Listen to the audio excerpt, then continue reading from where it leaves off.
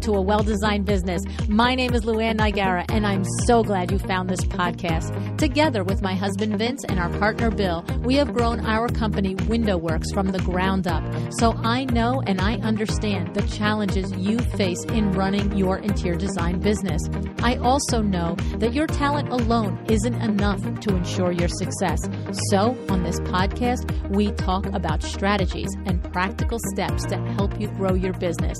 But make no mistake about it, we have our share of fun here too, mixed in with those aha moments that I love so much. This isn't fluff. Nobody has time for that. Whether you are a new interior designer or a seasoned designer, I am here to help you create and to manage the kind of interior design firm that you dream of. It's straight talk and it's action. Are you ready? Let's get started.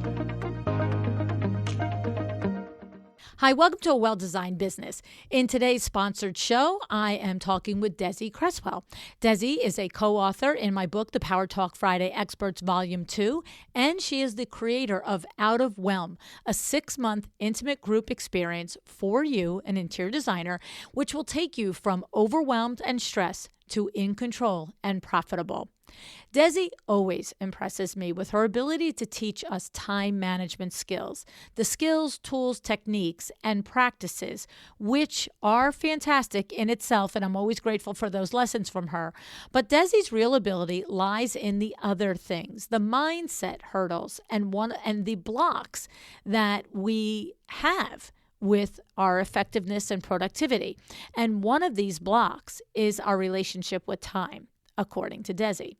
If you're thinking, relationship with time? Well, you're not alone. I don't even like to think about the word time, much less my relationship with it, which often involves me wishing I had an 8th day in the week, or maybe that I didn't require sleep so I could get more things done. But according to Desi, we all have a relationship with time.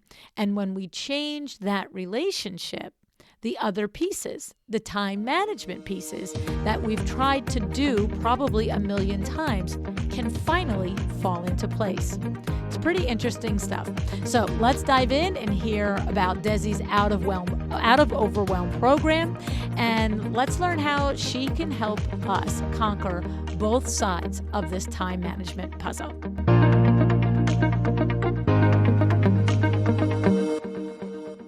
Hey, Desi, thanks so much for coming back on the podcast today. Thank you, LuAnn. I'm thrilled to be here. It seems like too long since we've done a podcast episode together. And since the last time we've done one, you have your own podcast now. It's true. It's true. I launched it last fall now. So it has been really amazing. When I decided to finally launch it, I really was thinking about how can I be a resource to those who I haven't worked with, to my current clients, and then also as a way for past clients to continue to stay up to date with all the new concepts and tools that I've been creating. And so it's been a really fun adventure. That's nice. And, having done it now, 7, 8, 9 months, whatever it is, what do you think about having a podcast? I love it. I really love the format.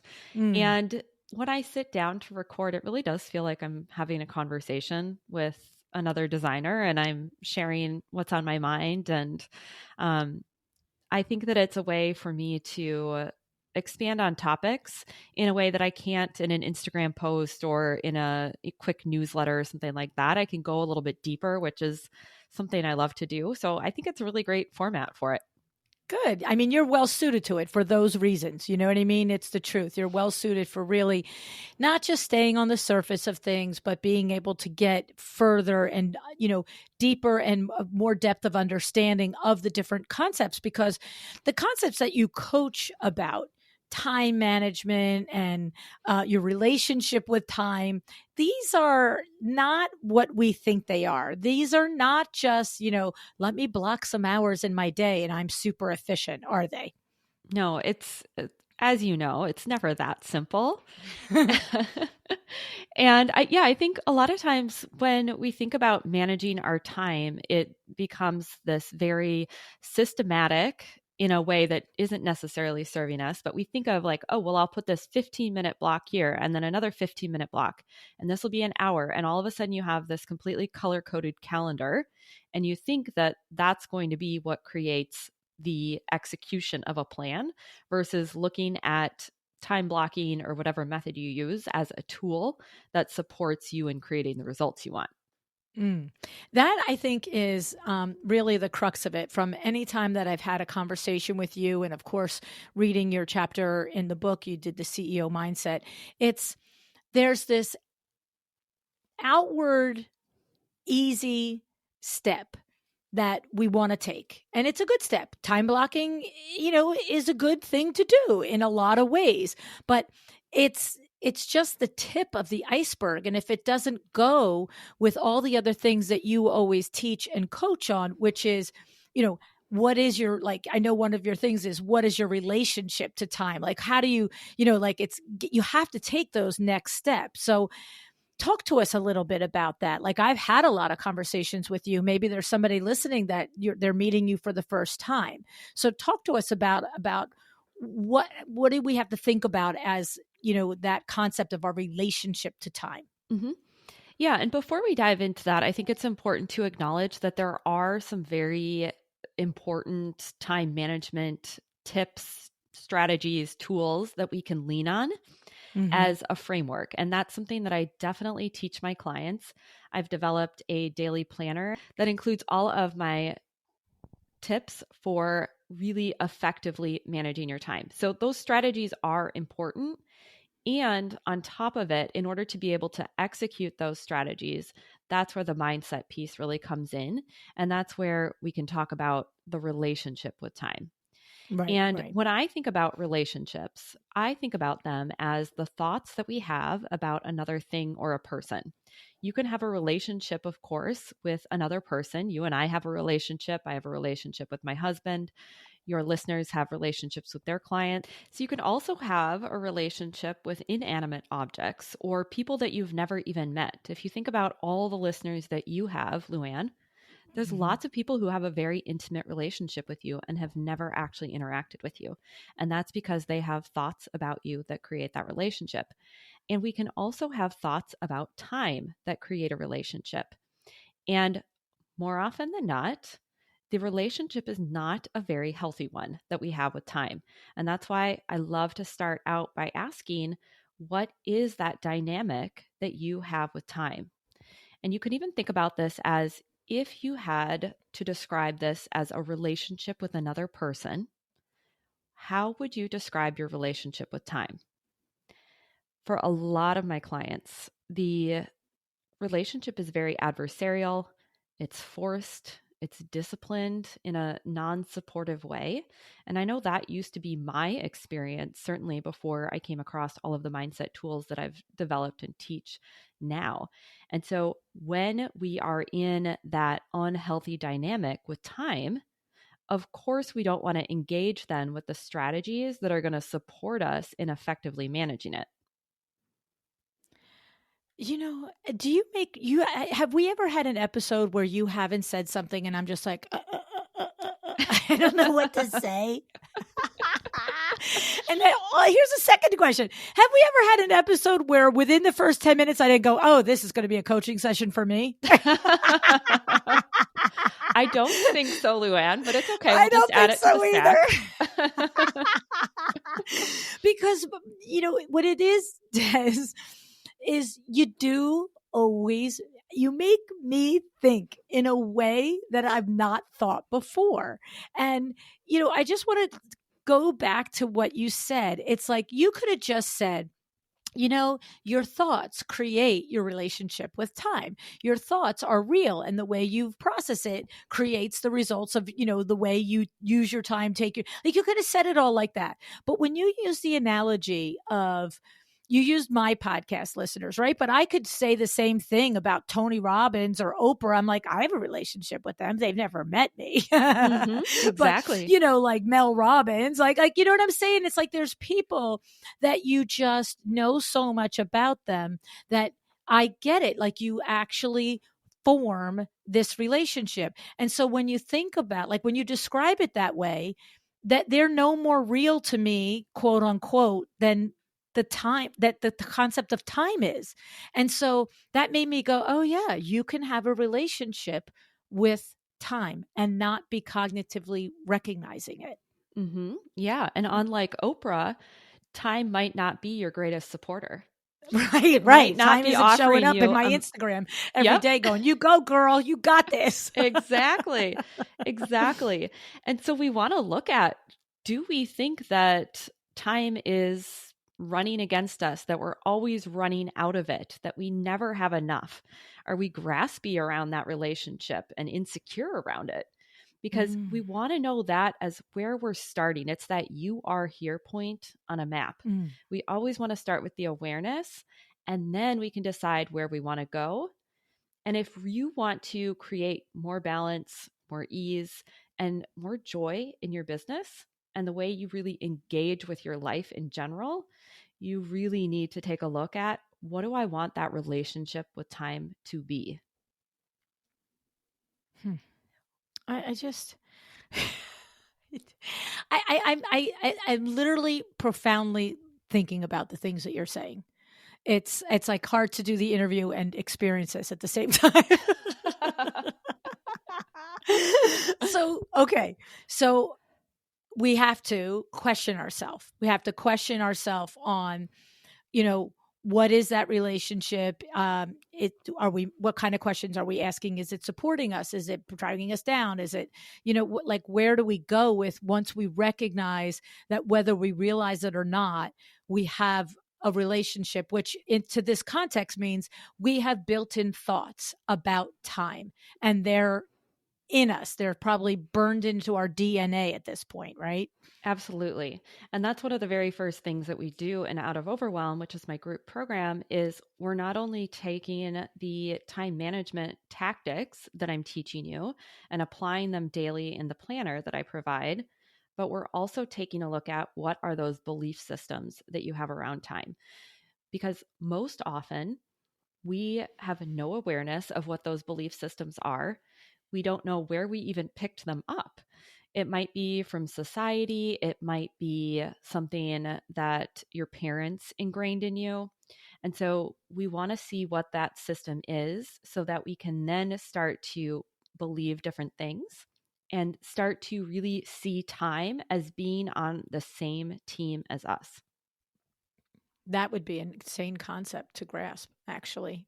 Mm. Okay, now I want to ask you a question. Here we go. It's the intercession instead of the interview.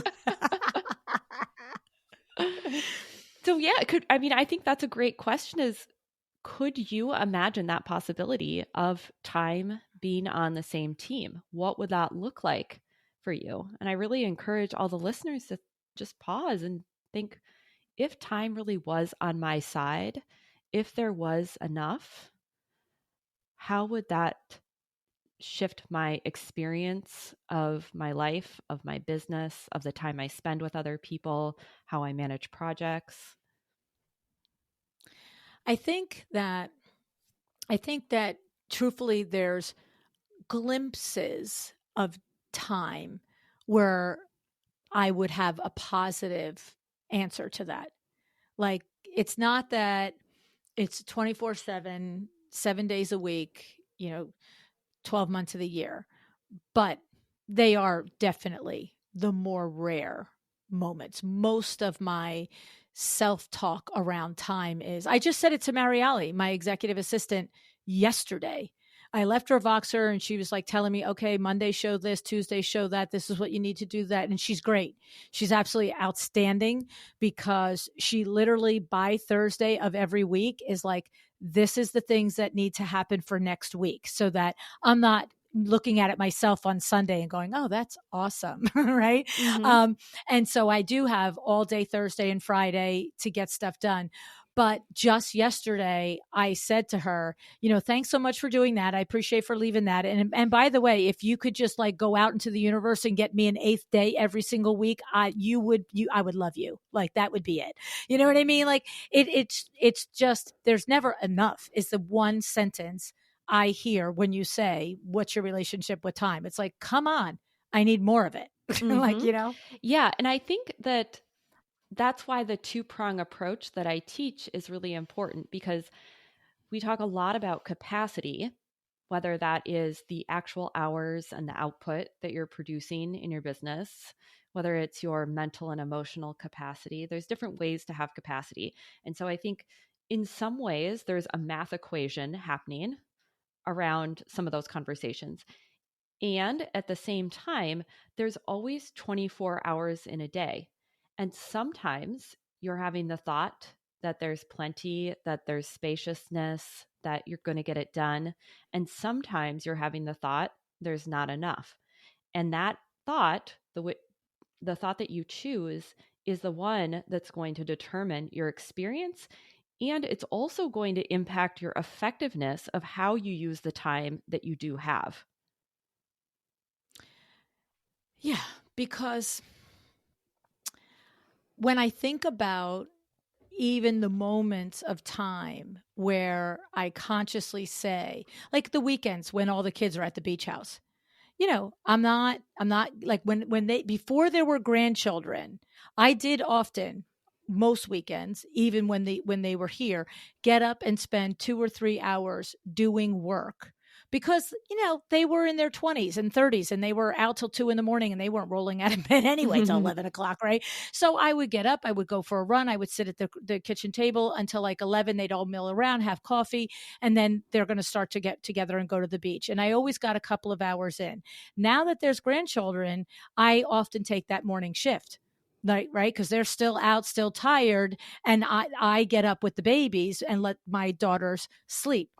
And the thing is, what I want to say to you, Des, is in that relationship to time that you're pushing us to consider, even when I do 2 full days in a row, all day, Saturday and Sunday, and I don't do a single thing at work, it's like it's often enough it goes through my head. I'm like, yeah, I'm not doing that today. Like, I'm doing this. This is what I'm doing. It's going to have to wait. Okay, so I'm going to miss that deadline, or I'm going to have 16 more things to do on Monday. Like, it's not like I'm just like, isn't this a great life? I'm off.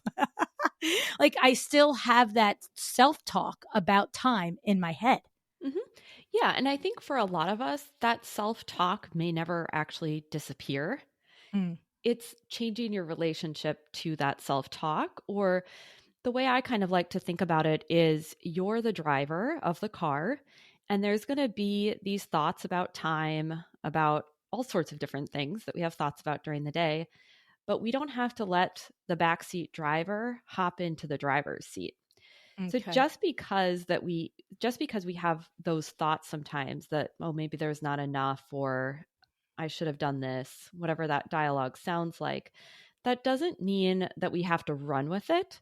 We can always just put a pin in it and say, yep, that's a soundtrack I'm very used to hearing, but not right now. Okay.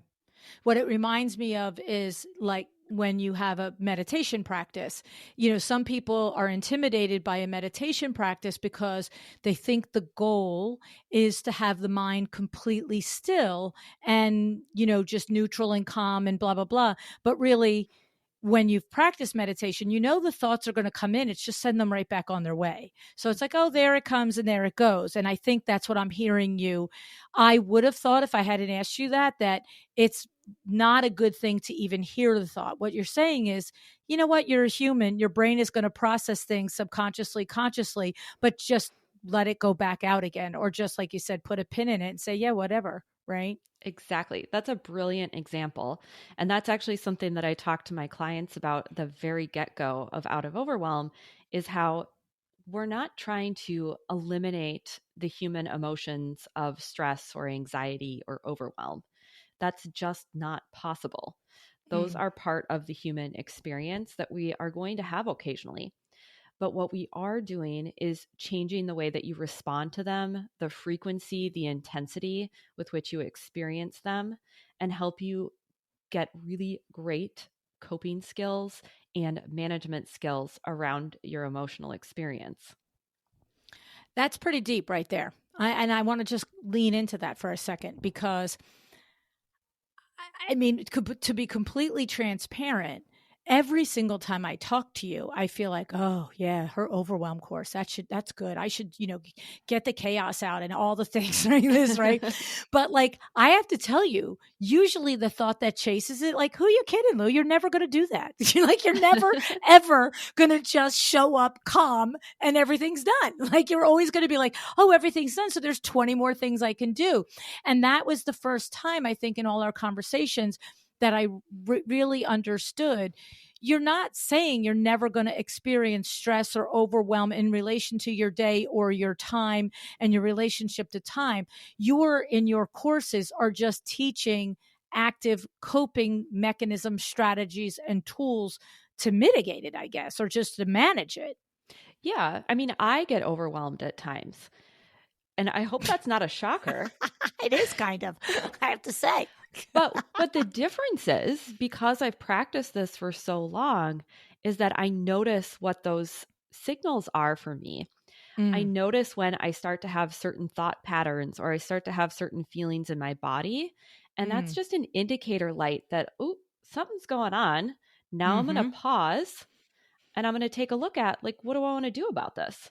Versus in the past, like when I owned my own interior design business, I mean, I would have just been spiraled out of, what's that expression? Would have gone spiraling for days. Yes. And now it's just like, oh, that's happening. Of course, I'm thinking there's not enough time. That's a really old thought pattern that I've held for many, many decades now. And I have the tools to figure out, what am I doing? What am I not doing? How am I going to plan for it? And how I want to move forward. Mm-hmm. And I have to say, I do agree with you. Your body does send you cues, and your brain, there's certain patterns. Like, I notice them for me. I've known my cues forever because I can handle a lot, a high capacity for activity, a high capacity for tasks, a high capacity for risk. I have a high capacity for all the things. But there is literally the one dead giveaway. Like, if my life were a poker game, it is like, put all the money on, she's gonna bump you, she's gonna burst out right now, go make your money. Because the in the middle of anything, the tiniest thing that happens, I could be getting up from my desk and drop my pen, and I will have the most disproportionate reaction to having to pick up the pen. I'll be like, yeah, because usually it's you pick up the pen and then something else drops, and then I'm off.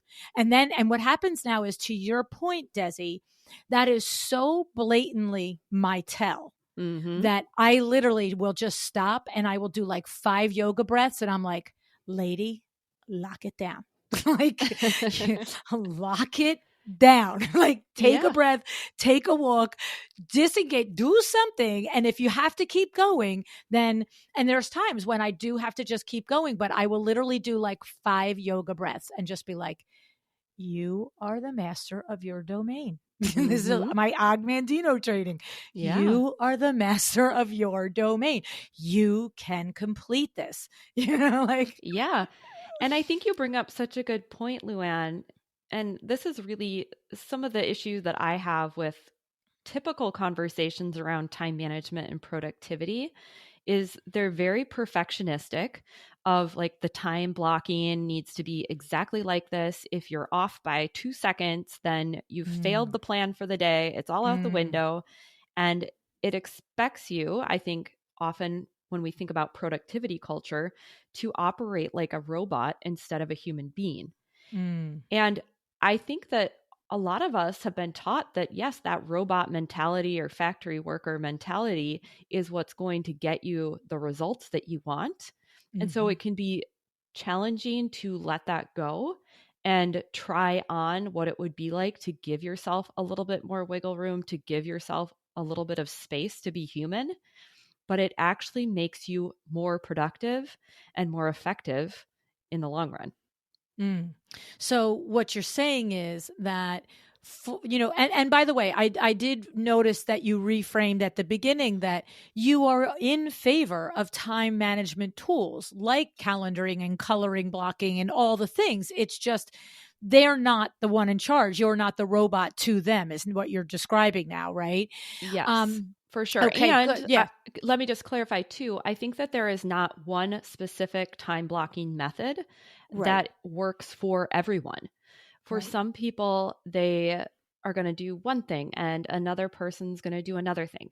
And that's why in Out of Overwhelm, I give you a lot of different options to pick from. It's like a you know, nice little curated tray of treasures to pick from. Mm. And you're going to try on different methods and see what works for you. Because I don't think that time management is one size fits all. There's some really great principles and foundational concepts I'm going to teach you. And I'm going to help you adopt it to how you want to live and work. And I think that's a really Mm. important piece of that as well.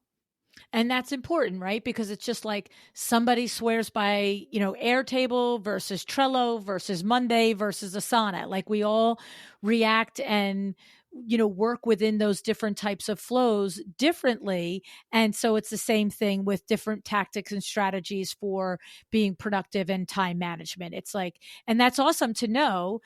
Well, it doesn't surprise me one bit because you're not teaching Excel spreadsheets.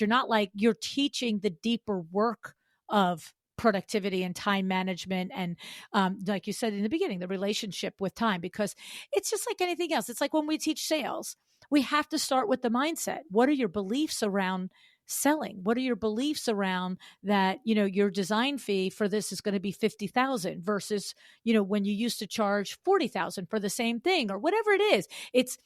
We have to address that. And so it makes complete sense that if you're just going to teach me to manage my projects to be more effective, that if you don't address my, between my ears rhetoric about time, how are you going to get a breakthrough with me, right? How am I going to make any strides in it, right? I Mm-hmm. can teach you the process of sales all day long, but if you don't first understand that your product or service is worth that particular price tag, all the other steps on how to sell it aren't going to work.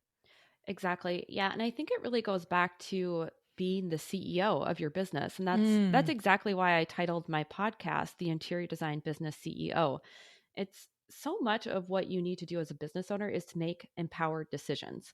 And when you know how you want to work, the way you want to work, when you want to work, the types of work you want to do, you're able to use that as a filter for how you structure your business, how you set up your schedule. I mean, I have one client who she loves on a Friday night to gather up some of her books, a glass of wine, and she loves to do some concept development on Friday nights when the house is calm. She's got teenagers, they're out of the house. For mm, other clients, they have preschool age children, or maybe they have high school students, but they don't want to work in the evening at all. And mm, so I think it's important to remember we pick up a lot of rules around time and the way it should be, the way we should use it, what's right and what's wrong. And ultimately, there is no right and wrong. It's how you want to do it in a way that feels good to you. mm. I love it. I love it.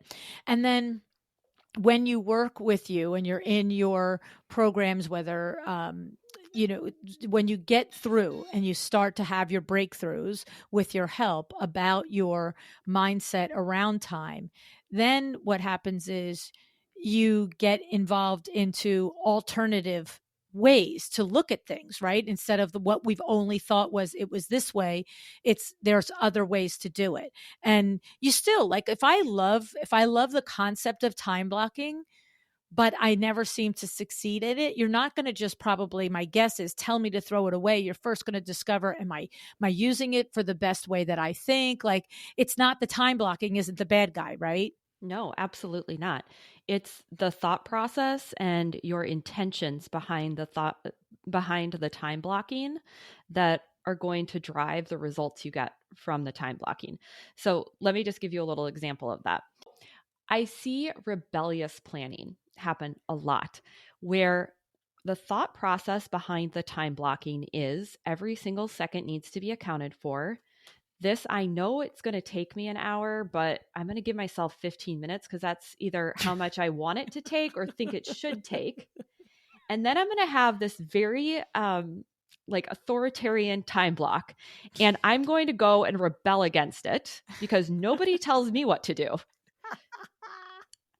So it's not time blocking that's the issue. It's the way the time blocking was done. And that all starts with your thought process around time. Well, I'm just laughing because guilty all day long. You know how many times I say, you know what? The entire world does an hour podcast in an hour and 15 minutes. You don't have to talk to people for 20 minutes beforehand. You don't have to talk to people for 5 minutes beforehand. I've done other podcasts. It's like, hi, hi, LuAnn. Thank you for being on the show. Yes, terrific. Okay, you ready to start? I'm going to make a gong sound. At the third gong, we're on air. Okay, great. Hi, LuAnn. How are you? Great. 25 minutes. Thanks so much for coming. Hang up. See you. Bye. Don't let the door hit you in the butt. Right. And I'm like, you don't have to have 2 hours for every podcast. I'm like, kind of, I do. Yes. And so that's a decision that you want to make. And so then you can plan for it to be that way. Right. As opposed to planning for an hour and a half and still taking 2 hours. Yeah. And then on the backside going, why'd you do that again? You shouldn't be doing that. We could just climb right back in my that brain, whole Desi. conversation. Just climb right in there and stay there all darn day. Oh my God, that's so funny. Okay, so the thing is, what is the antidote to? I mean, your explanation of the antidote? Like, if you know it's going to take you 2 hours, block 2 hours. But is there more than that? Like, tell me a little bit more. In that space there. Sure. Well, we definitely get into the nitty gritty of all of that in the program. And probably, I don't want to make you have a 3-hour podcast. But what I will say is there's a lot of components to effective time management that have nothing to do with the time blocking method. And so maybe it would be helpful for your listeners for me to just go through what those 5 components are. Okay. So the first one, and this is really the 5-step process that I teach in Out of Overwhelm. Okay. That really, if you ask me, and of course I'm a little biased, but I do think it's true, that any problem you have with time or any problem in your business, to be frank, can be solved by returning to one of these 5 steps in the process. And the first one is planning intentionally. And I have a whole podcast episode on this. So if anyone wants more information, they should go check that out. I think it's episode 3, but I can't say for certain. We'll look it up and make sure we put it in the show notes. Okay. And we've talked a lot about this kind of in a roundabout way, but planning intentionally really is about making decisions ahead of time about results that you want to create. And it's not about that perfectly time blocked calendar. As soon as you prioritize and identify what is most important for the day, for the month, for the quarter, however you like to do it, you're setting your brain in problem solving mode to figure out how can I focus on getting those things done specifically. And like I said, I talk a lot about filters, but we wanted to use our intentional planning process to make sure that we filter out the things that don't align with our more immediate and more long-term goals. So again, if anyone wants to hear more about my philosophy around intentional time management, there's an episode on that, and I highly recommend checking it out. The second thing that really impacts your ability to manage your time is the step of curious evaluation. And I always say curious evaluation because often when we're in the process of starting to learn these time management skills, learn how to manage our time, we aren't going to get it right. We're going to think something's going to take an hour. Like we really genuinely think, yeah, that'll be an hour. And really it's going to require 2.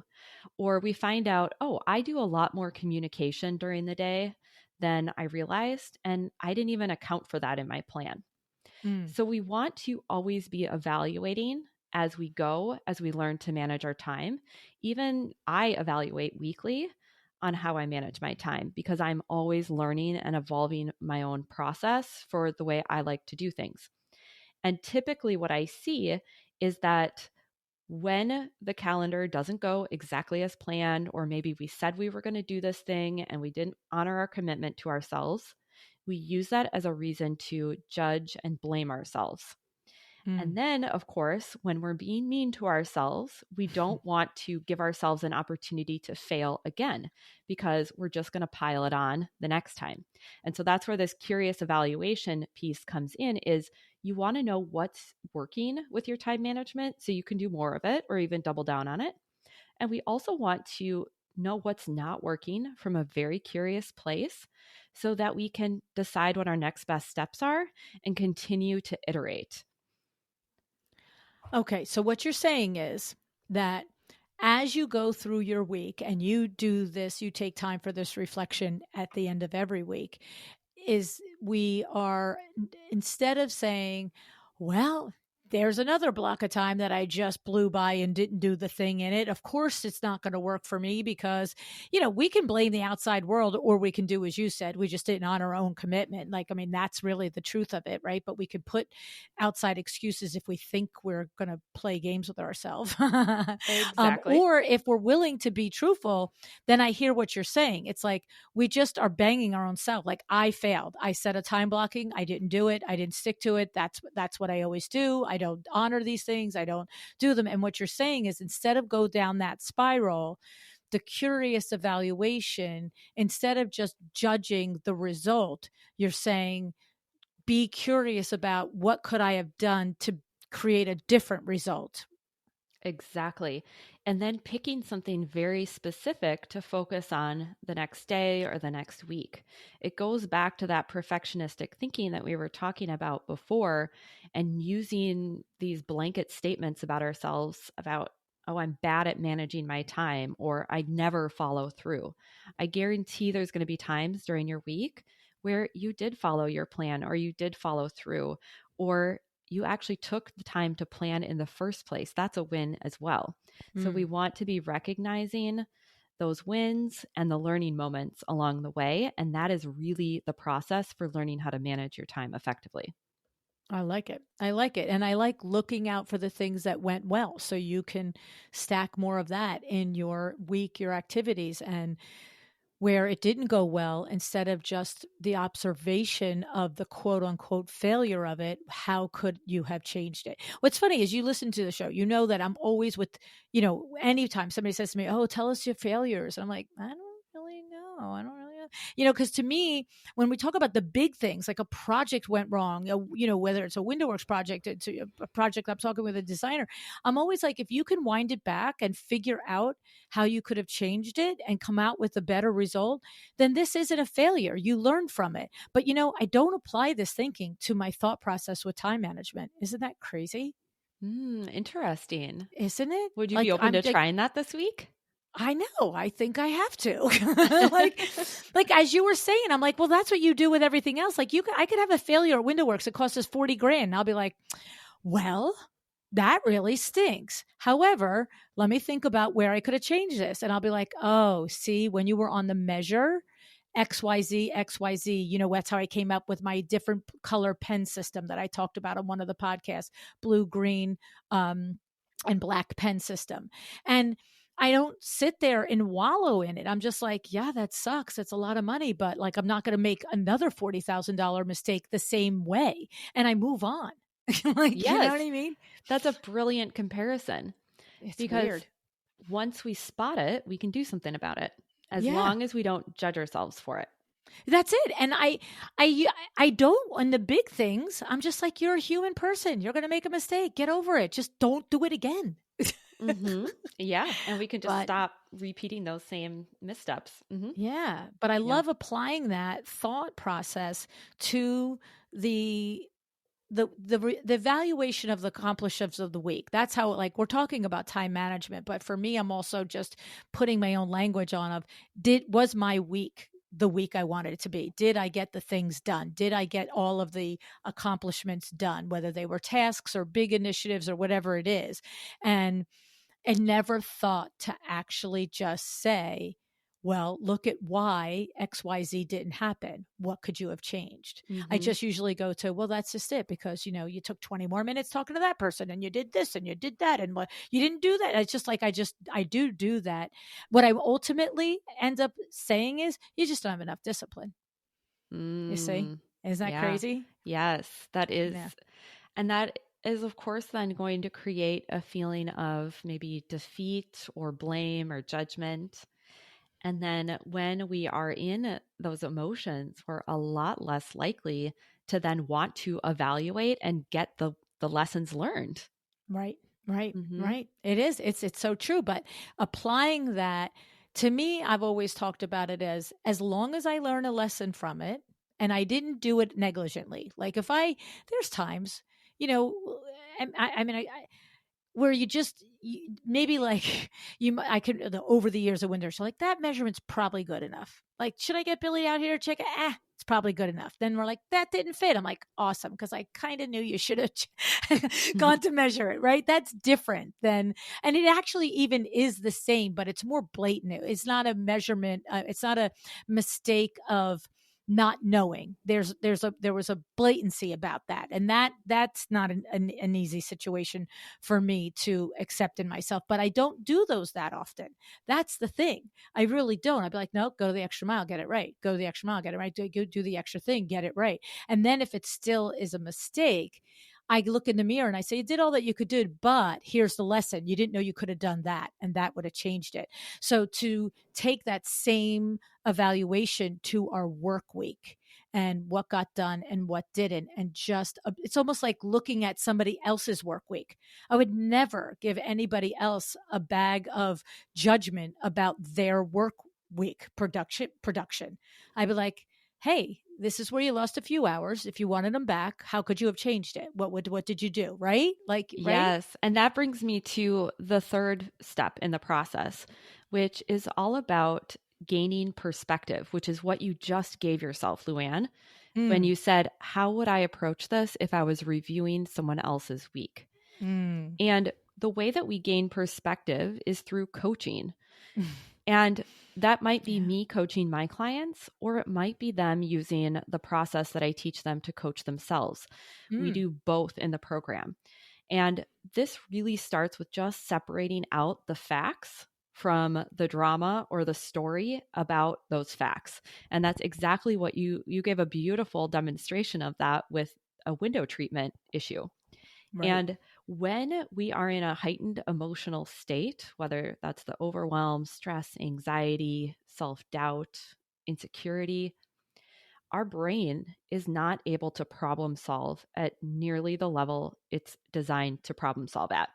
Mm, And so we always want to get ourselves that inch of breathing room or a few inches of that perspective so we can look at it objectively and then decide what we want to do. Because when our emotions are very high, our intelligence is low and we don't make the best decisions. And so when you think about this in context with time management, if we are having a really heightened response to, say, maybe an unexpected thing that came up at a job site, or maybe there's a deluge of emails that have come in, we are not able to think about what is the most proactive, effective way that I can solve for these problems or whatever is incoming right now. And so we need to gain perspective, calm the mind down, and then take action. So that's another really important step of managing your time. I love that. And I've not had the benefit of going through those steps that you offer for the self coaching of yourself through this. But I do just from experience, whether it's coaching on time management or mindset or meditation or sales or whatever, it doesn't matter the topic. I feel there's always the benefit to being coached through it first. Like, you know what I mean? To be with you in your program first. And then, because I think we do this thing. We read something like I could read something you said, but then I still apply my time relationship DNA to it. And it's when you explain it that my brain unlocks to, oh, it's not what you think. Right. So I'm sure that people are successful both ways, but you guys know me. I'm a big one for if this is not my superpower, get somebody who it is. You know what I mean?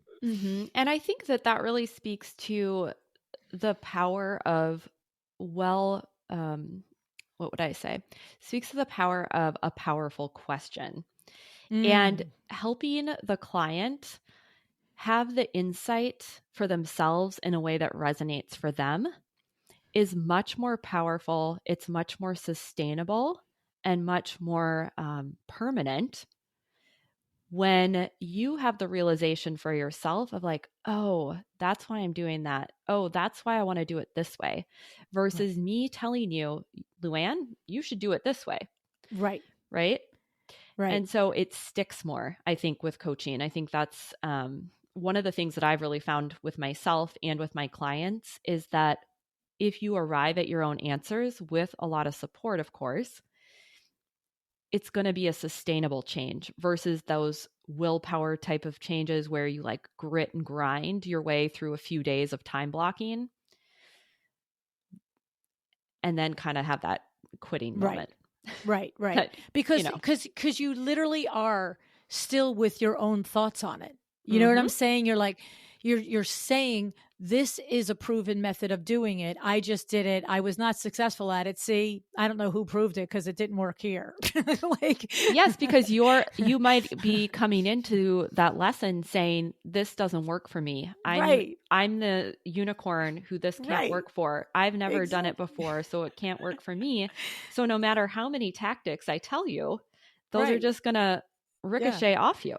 Right. It's always, at least my experience with you, it's always when you are pushing the questions and like, well, what about this? And what if you thought about that? And I'm always like, huh. Okay. So Yep. I love that. I love that. And then, so that is the first three. So planning intentionally, curious evaluation, getting that outside perspective. Our vote is through coaching, but even if you have to, step out yourself, side of yourself and try and objectively coach yourself. And then what are the other two? We have two left or three left? Two left. Two left. So the next one is embracing emotion. And I talk about it as embracing emotion, as in welcoming the emotion in. And that doesn't mean that we all sit around and dwell in whatever's going on, but it's more of like, hey, you can come in and be along for the ride. You can sit right there in the office, and I can let the discomfort of whatever's coming up be there. I've got a whole episode on this too with my podcast about getting comfortable with discomfort. This Mm, is a huge skill when you are an entrepreneur and own your own business. And it's also an equally important skill with time management because there are going to be times when you don't feel like doing things that you know are for the best interest of you and your company and your clients. There's going to be times when you have lower energy and you still need to deliver on your promise to your clients. There's going to be times when you put on your calendar, I need to send out these invoices, and you're still feeling afraid to send them because the invoice is a number that feels scary to you. So mm. we have to learn to allow the emotions to be present without dictating the action. That's also a very, you have to sit with this sentence, allowing the emotions to be present, acknowledging that you're going to possibly feel uncomfortable or discomfort regarding your relationship with time or regarding your relationship with sending out invoices, but that's it. Just have it and kind of like flow through it, right? Mm-hmm. Yeah. And I think sometimes it can be helpful to just remind yourself that, hey, I'm learning a new skill. Mm. And our brains really are designed to seek pleasure, avoid pain, and be efficient. And so when we are being asked to develop a new skill, that is taxing the brain and it doesn't want to do it. So, of Mm. course, it feels uncomfortable. And if you think about it, anything new that you learn to do, you're going to have some level of, oh, I'm not sure if I can do this. I haven't done it before. Am I going to be good at this? That's always going to exist. And so I think the more that we can expect it and just recognize it as part of the process, the easier we can get through the resistance around starting the new thing. Mm.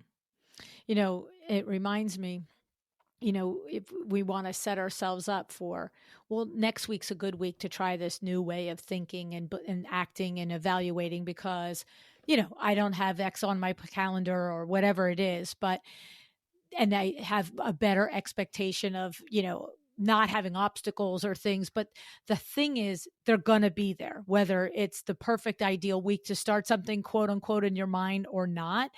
Things are going to happen because it's real life. And it kind of reminds me of if you want to, oh, I'm going to start to eat healthy, but I'm going to wait till I have a week where I don't have any lunches with my friends or dinners out. And it's like, well, what Mhm. week is that? Yes, yes, Right?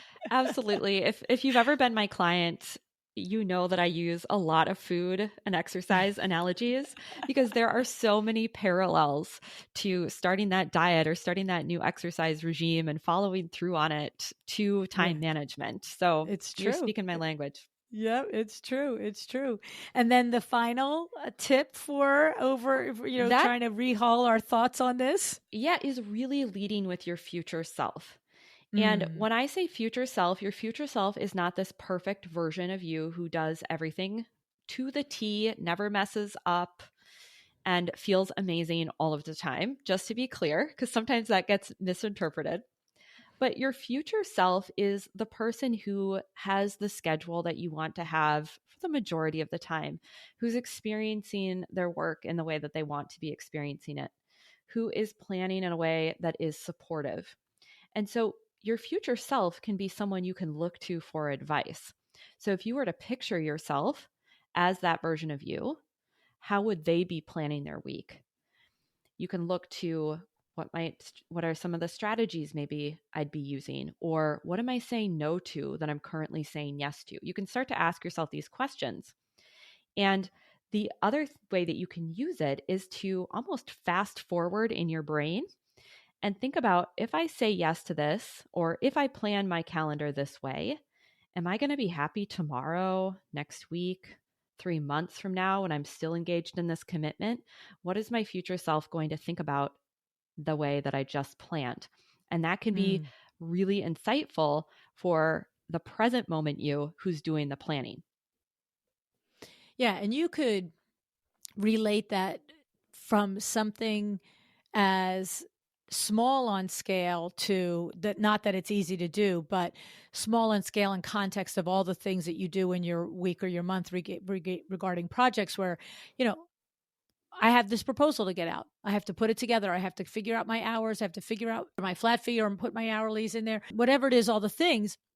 And it's like maybe it would take you 2 hours to do that, but you don't want to do it. You don't feel like doing it. What will my future self say? It could be your future self on Friday afternoon. It's Wednesday morning. My Friday afternoon self will say, heck yeah, you don't have to do this on Saturday. Right. Mm-hmm. Right. Or it could be as big as you're just not feeling alignment with a particular client that you're on a consult with, and making the decision of what will my future self say in 6 months if I say yes to doing this job and this project when I know it's not a right job or fit for me. My future self is going to be looking back here on this day and go, you knew you shouldn't have done this and you're torturing me now 6 months later having to do it. Right. Yes, exactly, exactly. And I think the other way you can use it is so that with the example of the proposal, one of the things that I teach my clients how to do is to break down projects such as a proposal where there's a multi-step process to get it done. I teach them how to create the mini results that lead up to the final result of something like a Mm. proposal. And so that makes it easy to really take action on bits and pieces along the way. And it kind of shortcuts some of the this is going to take a lot of time drama that our brain likes to bring up. But Mm. what I would add with the future self piece of it is, okay, so if I have to calculate my hours, that's one little mini result that you have to create. I don't feel like doing that. That sounds tedious. But then you want to ask yourself, or you ask your future self, how is this going to impact my business for the better? You want to Mm. connect the daily micro task to the overall health and well being of your business and start to see, oh, these little things that I don't feel like doing actually really make a difference. And there's a reason why I actually do want to do it, even though my brain's telling me right now that I would really rather not. Mm. I love that. I love connecting it to the outcome that you want to have, basically, is what you're saying. I want Hmm. my business to be profitable. I want, if I'm going to spend 20 hours or 30 or 40 hours this week working, at the end of it, I want it to be profitable. And if a component of that is actually knowing what my time is worth and making sure I'm invoicing for it, then hello, I can't not do this. It's like, this is good for me to do, right? Exactly. Exactly. I love that. I love that, connecting it to, the little things to the big things. It's kind of, again, it's the same as to the health aspect that we talked about. It's like, well, I'm going to walk a mile today. If I do it every darn day, I'll be better for it 2 weeks, 2 months, 2 years from now. And if I skip this walk or skip this workout or skip this yoga class, something, it's not going to be the same result because this little one does affect it, right? Yeah, and I think it's an interesting comparison. And even, with the time management piece, I think often some of these little things where there's habits that we're trying to build and have compound on each other, there's often not an immediate negative consequence from not doing the thing. So in the instance of the proposal, if you put it off for a day or maybe a few days, you're not going to have that immediate consequence of, oh, now all of a sudden I'm not profitable. But Right. if you're consistently putting it off, at the end of the year, your P&L is not going to look the way you want it to. And it's the Right. same thing with the walking example. Sure, if you miss one day, nothing bad's probably going to happen. But if one day becomes two, three, it starts to compound and you're moving away from your goal as opposed to toward it. Right. That's a good visual. You're moving away from your goal. That's a good visual there. This one activity of tracking my hours, or this one activity of completing this proposal, this one activity of sourcing this light is moving me toward the completion of the goal for getting this proposal out, as opposed to choosing not to do it. The goal is standing still. We're just not getting Mm-hmm. somewhere. Yeah, Yeah, exactly. that's a good visual. I like that. And the thing about it is to your point, is about, one proposal not getting done and not doing it properly is not going to make or break your P&L. But if you're consistently not tracking your hours and really understanding what goes into doing your projects, and you're just throwing the proposals together at the end because you've got them doing them under pressure. Yes, at the end of the year, you will probably, if you're doing that, you're probably also not autopsying the project to see if it was profitable. And at the end of the year, you will have completed 10 projects or 10 or 100 projects, but there'll be little or no money in the bank, and you won't have known all along. Why? Because you're just you're doing it all under pressure, and there's none of that evaluation process that you're talking about in any regard, right? Mm-hmm. Yeah. And it's Love really, it. it speaks to why I love to coach on time management specifically. It is, I really like to think of it as stirring the pot. All the things Mm. start to rise to the surface. And that's really how I've structured Out of Overwhelm is we start right off the bat with the mindset work and the time management piece. We see what's going on. What are those root issues in the business? And then there's the modules on, procrastination, perfectionism, boundaries, delegation, systems. All of the modules support then what we uncover through the way that we use our time or don't use it wisely.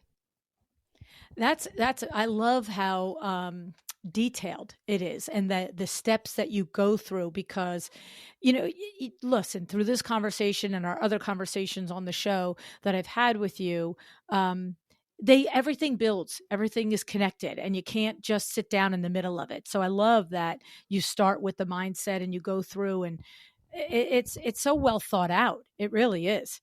Oh, well, thank you, LuAnn. I can't tell you how many people have called me methodical. And I have to agree. That's just how my Yes. brain works. Exactly. I love it.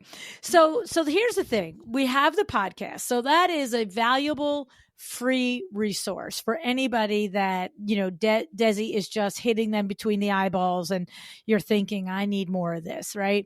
But beyond that, you've mentioned this Out of Overwhelm course. And then you also have the Freedom in the Framework workshop. So tell us about some of these different ways that we can get involved in your world and have you help us. Yes. So, Freedom in the Framework is an upcoming workshop. It's going to be May 9th and 11th. It's a two-part guided workshop series. And I'm doing it really as part of the lead up to Out of Overwhelm opening for enrollment.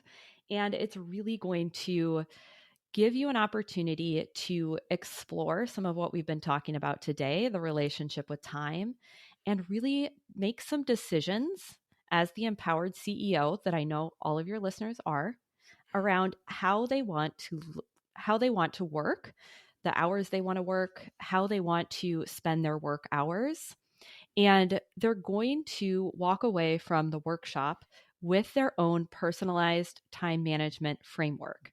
And the Mm, reason I call it freedom in the framework is because it is those decisions about, okay, I'm going to meet with clients on these days. I'm going to dedicate this amount of time per week to marketing, this amount of time to this thing in my business.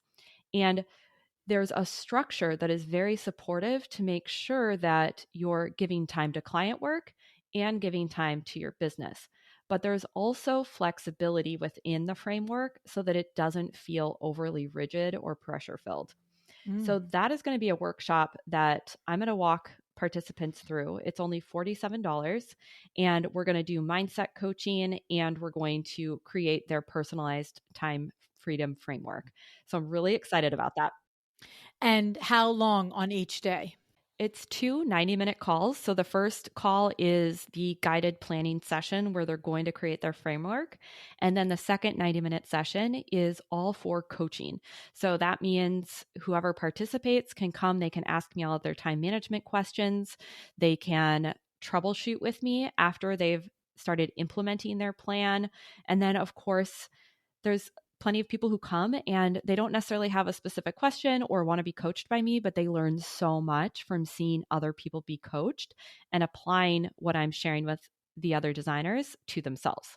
Oh, 100%. I was thinking that as you were saying that. I'm like, just listening to other people's questions. That's always my experience. It's like either I'm like, yeah, I had that question too, or I'm like, huh, I didn't think about that. Yeah, So, exactly. yeah. Exactly. And one of the things that I really want to have participants walk away with is identifying when they're working, when they're not working, and having the ability to turn it off when they're away. Because I see so many clients come to Out of Overwhelm where it's just their brain is on a constant loop of Mm, work, work, work. And it's not like they're actively solving problems in their business or getting work done. It's just that thought cycle that never turns off. And so when we give ourselves a framework, we're very visual people, of course, we can see like, oh yeah, everything's been accounted for here. And I have a plan. Like that's how I operate is I like to create plans because it's like a little shelf that I put things on and I know they're going to be waiting for me when I return and then I can dive in when I'm ready. And mm, when I'm not working, then I can set that aside a little bit more. mm. I agree. That's been a big game changer in my day to day over the last couple of years is that what you just said, it's a shelf to put the things on. It's like, look, most of us as entrepreneurs, many people in the audience, I've learned are the visionary personality, a gabillion ideas, and not just new ideas, but a way to make the client experience a little bit better, or I should add this, or we could do that, and blah blah blah. But what happens is it rolls through your brain, and then you think, you take an action or not, but you really institute the entire thing, and then it rolls through your brain again a week or a month later. And when that happens, then I'm like, oh, I'm losing all my good ideas. We didn't even get a chance to do it and I forgot about it. But, we have developed a lot of things in my business to capture those things. And it's exactly that. It's like every once in a while there's space calendared and dedicated, or I just do it on the weekends when, I'm just like, hey, what are those things that I've been thinking about that, but having them on that shelf and being able to come back to them is very important to keep that looping crazy in your brain, like at bay a little, right? Yes, yes. There's a concept that I teach using the daily planner that we use in the program called the parking lot. And you Mm, can have a parking lot for the more immediate week, but then you can also have a parking lot for your longer term ideas and goals. And the way I like to think about it is there are projects or ideas that are little cars, and we just park them in the parking lot if they're not ready to be taken out on the road. Right. And then when we have the bandwidth to execute, or we can hire someone to execute on our behalf, or we decide it's a priority, then they just pull out of their parking spot and get on I the love it. road and set them on their way. I So love it. that's one of the ways that I visually like to think about it. And it's like it's safekeeping for them. You don't have to Yes. worry about your brilliant ideas running away. Right. And the thing is for me, and I'm sure for many, it was always the notebooks. It was like, Mhm. oh, it goes in a notebook. But then you have 15 notebooks. It's like, Yes, okay. your capture system needs to be in one place. Exactly. Exactly. So I love it. I love it. So these 2 days are $47 each or $47 total for both for calls. both days. My Mhm. goodness, that's a bargain. Okay. And this is not limited to the number of attendees. Is Nope. that correct? Nope. Right? As many designers or architects, whoever's listening, that want to come and join me, absolutely come and join me. I want to get this information in your hands. Great. And then though, the Out of Overwhelm, which is the bigger program, the 6-month program, I want to say, is it 3 month Yep. or 6 months? It's 6 months. Yeah. So the bigger program where you really dive in and you work, that is limited to just 15 designers. Mhm. And that enrollment is opening May 15th to the 25th. And if you miss this one, you can't do it again until the end of this year, 2023. And if you're in this 2-day freedom in the framework, you're going to get the first access to say yes, I want it, or no, thank you. You get to that access before the rest of the podcast world gets the access. Correct? That is correct. Yep. Okay. 15 spots. That's not a lot. Like, I think if you like this, you got to go. You just got to get moving. That's how I feel about something like this. But the 47 2-day thing is a good way to get even more of a taste. Listen, you've been on the show many times. You have your own show. There's no better way to get to know somebody and their philosophies and their style of coaching and mentoring and helping than by listening to the words come out of their own mouth. And so, highly recommend, if nothing else, if you've not heard of Desi's podcast, as you get over there, because these are the things. Like, it is these conversations. You've never come here, you've never had a conversation with me that I didn't walk away and go, never thought of it that way before. I tell you, every time I talk to you, I have still from our very first conversation, the the index card on my desk that says, what will your 5-year self say about this day? Mhm. Right. And I have Desi Creswell written right under it. Think about you every day, Des. Oh, I love that. Yeah. Oh, thank you, So LuAnn. yeah. So well, I appreciate your coming and talking about all this. Now, we'll put the links in the show notes, but what URL do they go to if they want to learn about these? The freedom in the framework and the Out of Overwhelm.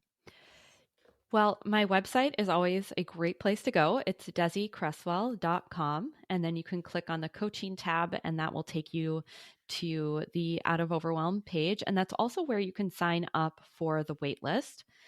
And I have some special bonuses going out to the waitlist. So if you're thinking about joining, probably get on that. You can also sign up for my newsletter on the waitlist as well. And the newsletter is how I'll be getting information out on registration for Freedom in the Framework, along with a couple of other calls that you'll have access to and be able to join for the launch as well. Love it. I love it. Well, Des, it's always it's always like a therapy session. That's what it's always like. Yep. I appreciate you though. I really do. You always make me think. I always get great feedback when you're on the show, and the work that you do is important because if doing the business side and making the world beautiful and all the things, if our own internal world is not humming and going at a good feel and a good pace and a good level of satisfaction, it's sort of like, why, right? Exactly.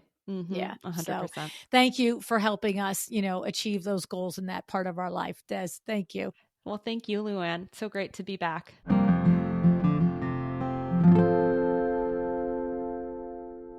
It's no secret that I'm always searching for more efficient time management. The challenge is not that I don't understand the time blocking and the color coded calendar and all of that jazz. I do. I've tried them all. I do many of these things. And certainly many of this has increased my time management skills. But there's often this feeling, this little nagging at the back of my brain that time in each day is slipping away. Even when I'm trying to relax and spend the weekend with my grandkids, I'm enjoying myself. I really am. But there's this little LuAnn in my head that is somehow thinking about, what am I not getting done? Right? Now, I will tell you, I have come a long way, baby. Oh, yes, I have in the last several years, wrangling this relationship with time. And I have to say, I do think I'm finally finding a good balance in my time and my business. And of course, I always like to throw a wrench in things, right? When I find some footing, like start a new podcast or announce a new initiative or whatever it is, okay? Like when we bought Exciting Windows, right? But the thing is, it is a work in progress and it does take help. And that's why I'm so glad that Desi is here for us. All right. The thing that Desi said today resonated with me is that point about the relationship, that it requires two people. But really, if you have thoughts about one person, you start to form that relationship, right? And when she said, you don't even have to know somebody to have a relationship with them, right? Like we do that all the time. And so that made me think, well, yeah, I guess then it's possible to have a relationship with time. If I don't think I know whoever it is, but I still imagine this relationship and it still affects the way I think about them, about what they do, what they don't do, then it makes sense that it would be the same with time. Okay. And the thing is, I think what Desi's goal for us is to have a healthy relationship with time. Okay. Not thinking of it as something to battle against. What if we could reframe those thoughts the way Desi describes and look at what time can do for us instead of what it's taking away? All right. Another nuance that stuck out to me from her conversation today was the idea that we're not trying to take away the thoughts that we already have necessarily, right? Even the negative ones. Because I think what it is this is the aha for me. It's intending never to have negative thoughts about time. That doesn't seem to be possible. And so I love that Desi said, well, don't try not to have them. Just observe them. Let them move on. Just let them be there. And just, notice it and then let it go. Like, wow, there is a, aha moment for you, right? So instead of internalizing it, feeling guilty, all the things, just acknowledge, yes, right now I'm taking time off. I'll work later, tomorrow. It'll all be fine. Okay. I think it's a little bit more than that, but that's why Desi teaches Out of Overwhelm. Okay. So it isn't how to eliminate the voice or the self-talk, but how to be in control of it, right? The voices are going to come. They're going to be there, but you can choose how you process them. And I think that is the big gift of working with Desi. So there's a lot of value in that. If that sounds like something you need, I encourage you to reach out to Desi. Time management is never going to give us time back. In other words, you're not going to create more of it. We have the exact amount of time. I think it's just about the combination of using it efficiently, but thinking about it in a positive way. All right. I think that's my takeaway from talking to Desi, is that if we are actually using the strategies to use it efficiently, that's great, but not sabotaging those strategies by having negative thoughts about it. There we go, right? So I encourage you to go to Desi's website, download her free resources, check out her podcast, The Interior Design CEO, and spend some time exploring whether or not Out of Overwhelm could be right for you. All right? In the meantime, commit to her 5-step process for time management because there is some good stuff in there, right? Deep thought stuff that makes a difference, not just in time management, but in your business in general. So step 1 was intentional planning. Thinking about those most important goals, the things that you know you have to work toward in your business. Step 2, curious evaluation. Stop beating yourself up for struggling with time and start asking yourself why. Okay, what went wrong? What went well? What am I knocking out of the park? Where can I improve? Step 3, according to Desi, gain perspective. Ask yourself how you would approach this if it were someone else coming to you. You wouldn't tell them that they're just awful and go give up. You'd be gentler, more compassionate, and you'd help them see the areas that they could make some improvement, and you'd encourage them to do so. So Desi says do that for yourself. It's a good idea. Number 4, erasing emotions. When you're frustrated, overwhelmed, disappointed, whatever, that's not problem-solving mode. That's not decision-making mode. Okay, you need to take time to step away, create some space so that you can solve your problems critically, right? And then finally, her step 5, meeting with your future self to see how these shifts, how these changes can shape where you want your business to be. Okay? I love these 5 steps, for time, for business, for life. Okay. And if there's one takeaway that you walk away with today, it's to commit to working on these steps, right? Because I know that you can make an impact on your business with the relationship you build with yourself, the way you value yourself, and the way you present yourself to clients. Okay. And a lot of this does come down to this time mindset. All right. Now, if these ideas that Desi shared today helped at all, go check out Out of Overwhelm. All right. I have to say, every time Desi comes on the show, she always teaches me something.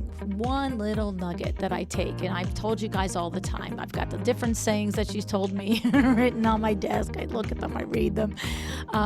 She's one smart lady, and I appreciate you, Desi. Thanks so much for being on the show.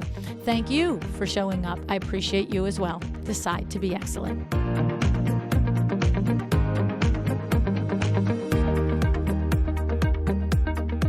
Thank you for joining me today. This podcast is a production of LuAnn and Desi, Inc. If you want to know more about me, my books, or LuAnn University, go to LuAnnandDesi.com. And if you are interested in having WindowWorks help you with your next window treatment or awning project in the New York, New Jersey metro area, go to WindowWorksNJ.com to learn more. Have an excellent day.